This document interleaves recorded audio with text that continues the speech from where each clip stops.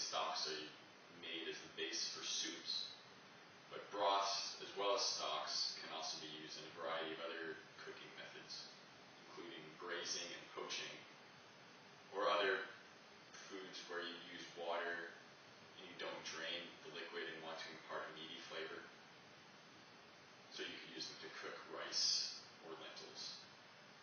Or also you could concentrate them down and create gravies and sauces for meats and vegetables. But regardless of what you do with it, it's pretty handy to have broth, or homemade broth particularly, around, because it's really delicious and more hearty and flavorful than commercial bouillon. And you can be creative and you can add ingredients to suit your liking, so you can make it any way you want. And you can use leftovers to make it, as well as meat scraps and other unconventional items, or inexpensive unconditional meats like bones or meat scraps or something that you would normally eat. So what's the difference between broths and stocks? Typically stocks are more clear and lighter and used as the basis of soups, so they're often made from chicken bones, whereas broths are more thick and hearty and often are made using connective tissue that have collagen in them, which when you heat them are released into the water, and then when they cool can form a more thick liquid. So it's usually more hearty, broth is. So what ingredients can you use to make broths? Usually you want to use some type of meat product, so you can use beef or chicken or fish, or alternatively you can just use vegetables. But today I wanted to focus simply or primarily on the meat, and beef and chicken mostly. But today I have some beef bones that I got from the supermarket because that's what's available around here. But if you were to buy a whole chicken or buy bony cuts of meat, you can also use those, or you can accumulate those, and then when you have enough of them, you can prepare it all at once. And the stock, you can, depending on how quickly you use it and for what purposes, it can last you a little while.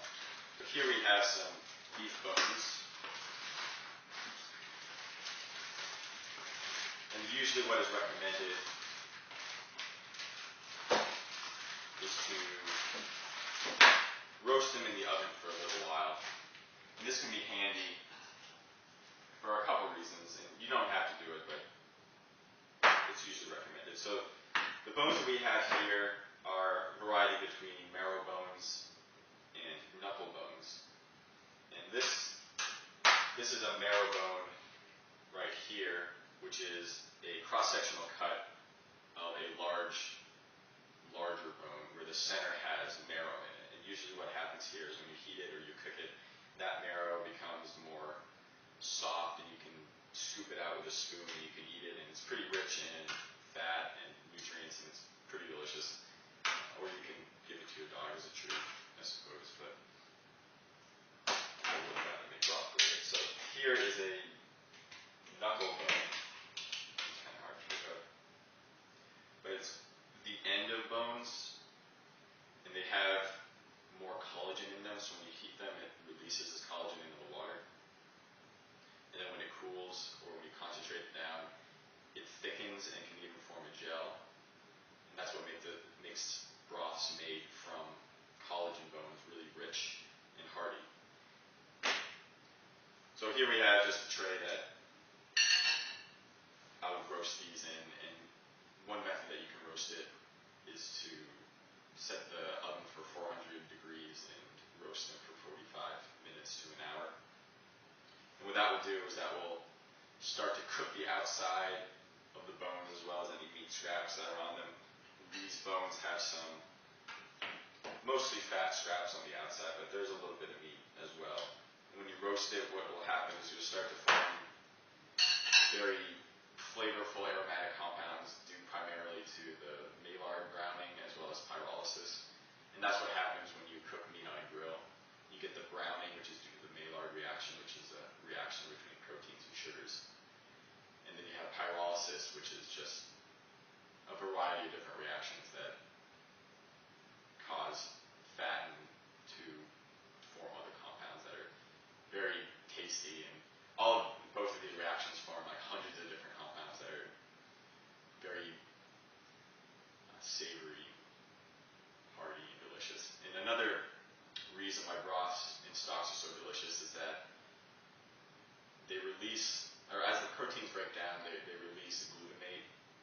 this is, our tongues have a specific taste for glutamate called umami, and it's typically what you get from soy sauce or fish sauce. But it's a really hearty and kind of a meaty, savory type of flavor, which really complements most dishes if it's subtle. And that's why you typically add soy sauce to foods beyond just the salt flavor, so you can combine different flavors as well. So after you roast this, if you choose to, you can put them in a large pot. I won't go through all of it, but you can fill up the pot to where the water level rises just above the bones, and then you can simmer for about 6 to 8 hours.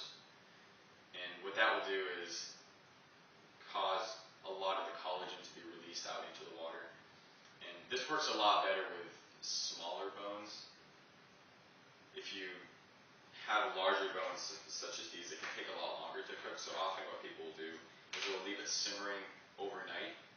Or what I like to do is I don't typically roast it, but you can roast it to get better.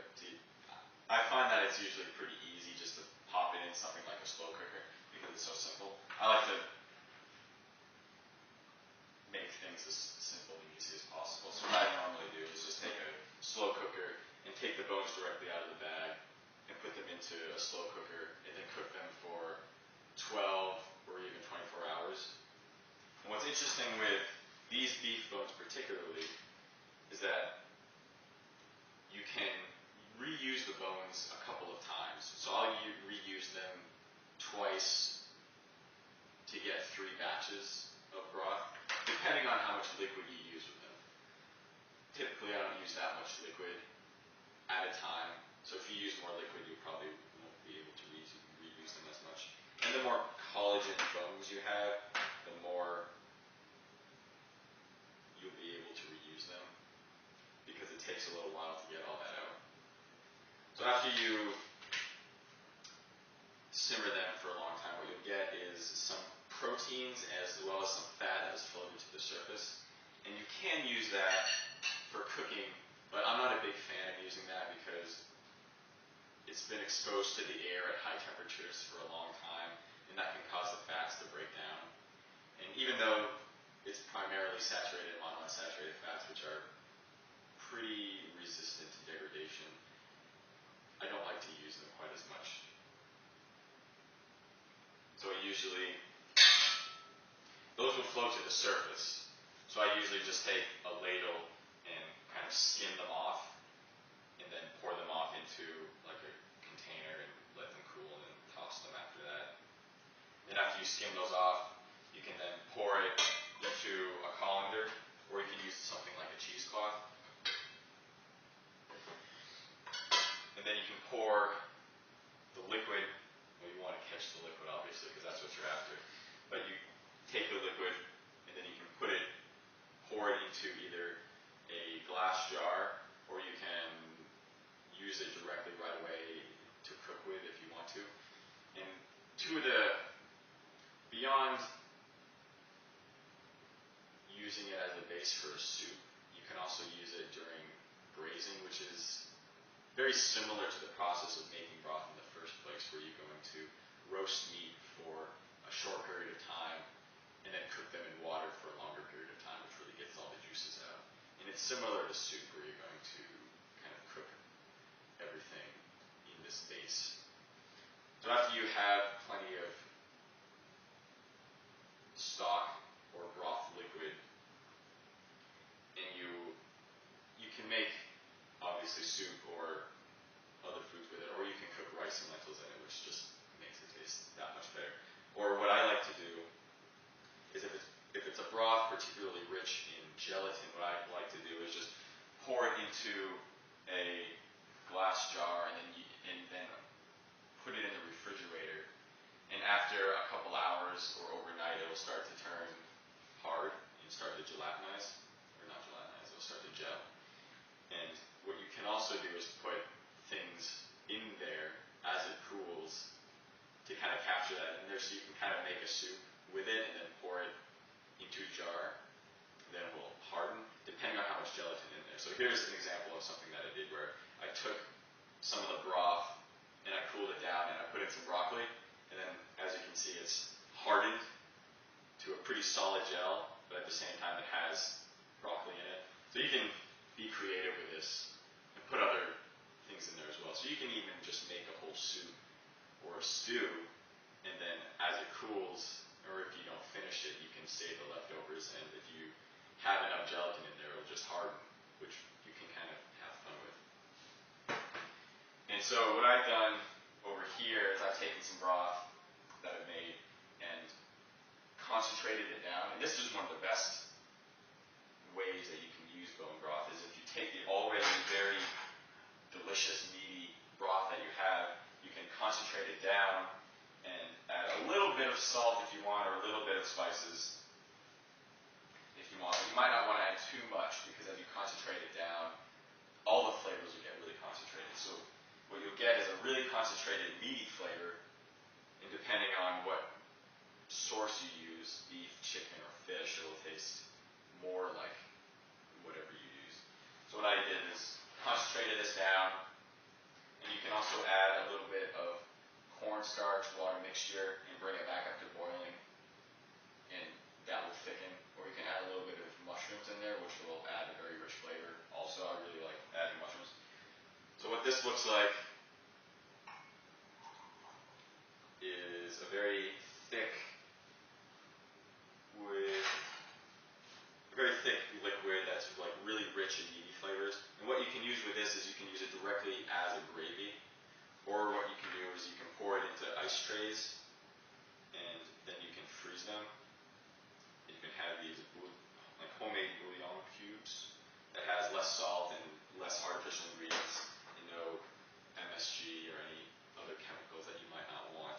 So you have these frozen cubes here, which are easily just frozen, and you can just pop them into anything that you want to really get a meaty flavor. And these have really concentrated meaty flavors, so you can just add them into any type of rice dish or any other type of more bland or subtle dish that you want to add to, or you can just mix it with vegetables, or you can just dilute them a little bit or eat it plain. So what I like to do is just make kind of like a meat Jell-O almost, and I think it's fantastic. So in conclusion, you can use bones and scraps to make a variety of different flavored broths and stocks, which you can then use for a further variety of different types of foods.